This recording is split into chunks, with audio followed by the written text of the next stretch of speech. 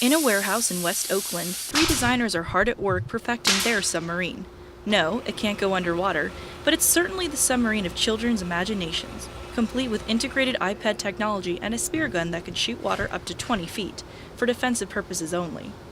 Sean Orlando is one of the lead artists of the Nautilus.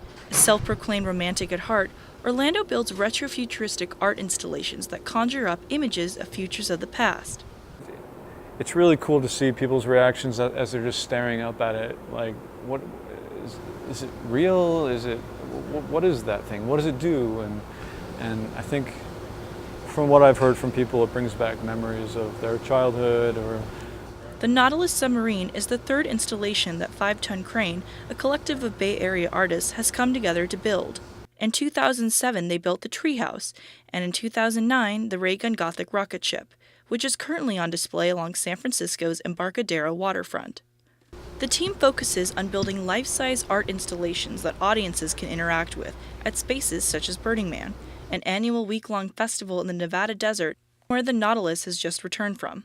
my favorite place, I like being in the captain's chair, is probably one of my favorite places, driving around.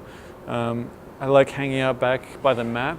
There's a lower section, which is some people call the makeout room. The whole thing is good. It's a toy in some ways. It's just a big kid's toy.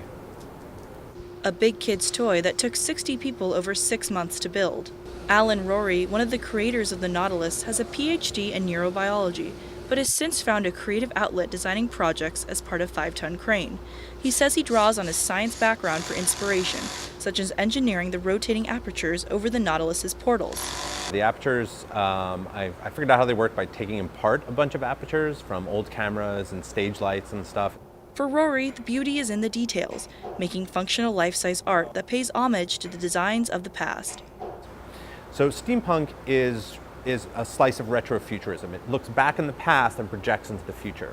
And kind of what it does is it says, let's imagine that technology was a little bit more advanced in the Victorian and the Edwardian time. What would that be like? What would it be like if steam power was even more powerful than it was? And also emphasizes a kind of hand-worked look before things were made by machine, before things were made, it was easy to do multiples when you built a machine and you built one of them, and it was hand-built and it was built to last 100 years. And I think that idea of the hand-built really resonates with people today, as people today realize that we're losing touch with our basic capacity as human beings to make physical objects and how important that is to us as people. Jay Kravitz, another one of the Nautilus's creators, has been making art in Oakland since 1990 and sees the projects 5-Ton Crane creates as turning dreams into reality. I describe it as like we build children's dreams.